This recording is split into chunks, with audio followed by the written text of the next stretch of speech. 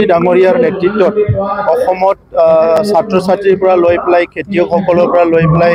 দৰিদ্ৰ জনগণৰ লৈ সকলো শ্ৰেণীৰ ৰাইজৰ কাৰণে বহুতখিনি আঁচনি ইতিমধ্যে প্ৰদান কৰা হৈছে আৰু মুখ্যমন্ত্ৰী ডাঙৰীয়াৰ মুখ্যমন্ত্ৰী দায়িত্ব লোৱাৰ লগে লগে যেটো ঘোষণা কৰিছিলে যে অসমখন ভাৰতৰ ভিতৰত এখন শ্ৰেষ্ঠ ৰাজ্য হ'ব লাগিব আৰু ইয়াৰ কাৰণে যিখিনি ফাউণ্ডেশ্যন লাগে ইতিমধ্যে মুখ্যমন্ত্ৰী ডাঙৰীয়াই নিৰ্মাণ কৰিলে আজি মানৱ সম্পদ উন্নয়নৰ কাৰণে যিখিনি কাম মুখ্যমন্ত্ৰী ডাঙৰীয়াই হাতত লৈছে যে ছাত্ৰ ছাত্ৰীসকলক আৰ্থিক সাহায্য নিযুত মইনাৰ পৰা আদি কৰি আজি চাইকেল বিতৰণ কৰা স্কুটি বিতৰণ কৰা এই আটাইবোৰ যেটো আঁচনি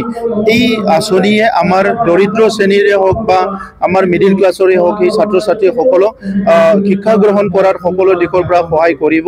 আৰু অনাগত দিনত আমাৰ ছাত্ৰ ছাত্ৰীসকলে খুব ভাল পৰিৱেশত শিক্ষা গ্ৰহণ কৰি নিজকে মানৱ সম্পদ হিচাপে গঢ় দিয়াৰ কাৰণে তেখেতসকলে আগবাঢ়ি যাব পাৰিব মই হেতু আশা কৰিছোঁ আৰু ইয়াৰ কাৰণে এই ভাল ভাল আঁচনিবিলাক আনি পেলাই আৰু অসমৰ ৰাইজক প্ৰদান কৰাৰ কাৰণে মই মুখ্যমন্ত্ৰী ডাঙৰীয়াক ধন্যবাদ জনাইছোঁ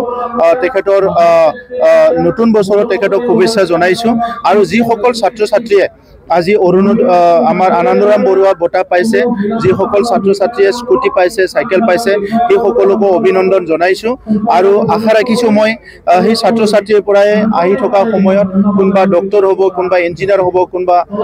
কিবা এটা দায়িত্বত বিষয়া হ'ব IAS বা IPS বিষয়া হ'ব চ' অসমখন আগুৱাই নিয়াৰ কাৰণে এই ছাত্ৰ ছাত্ৰীসকলক বহুত কণ্ট্ৰিবিউশ্যন দিব পাৰিব মই এইটো আশা ৰাখিছোঁ।